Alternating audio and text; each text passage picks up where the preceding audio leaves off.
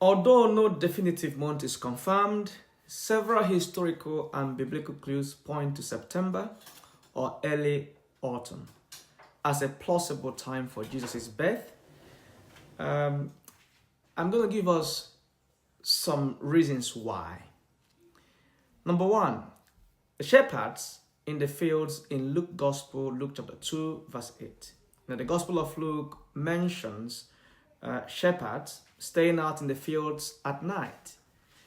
This practice was common during lambing season, and this season is usually in spring, and also during autumn, but it's less likely to be in the cold winter months of December. By late October, shepherds typically brought their flocks in for the winter. Now, this suggests a birth in warmer months, possibly September. Number two, the Jewish festivals and connections to Old Testament biblical prophecies. Now, some scholars link Jesus' birth to the Feast of Tabernacles or the Sukkot, which usually occurs in late September to early October. Now, Sukkot is a time of joy and dwelling in temporary shelters, symbolizing God dwelling among his people. Now, this aligns with the theme of Emmanuel, God with us. The other clue is in John Gospel chapter 1 verse 14, which states, the word became flesh and dwelt among us. Now the Greek word for dwelt can be again linked to the tabernacle or linked to the word tabernacle.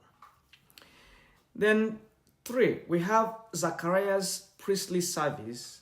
When you find that in Luke chapter 1, John the Baptist's conception is linked to Zechariah's temple service. Now, historical records suggest Zechariah served around June.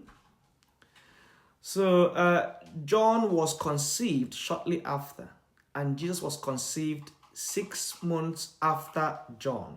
Now, this can be found in Luke chapter 1, verse 26. Now, this timeline places Jesus' birth around September. If John was born in March or April, so you have to calculate it, then it places Jesus' birth most likely or possibly in September.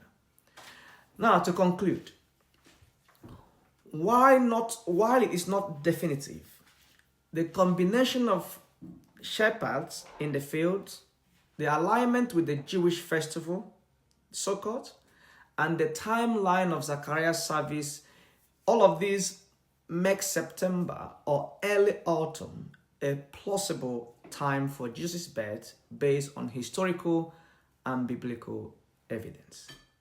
I'm glad you've probably listened to this, and I'm hoping that you've enjoyed and you've learned one or two things on this particular topic.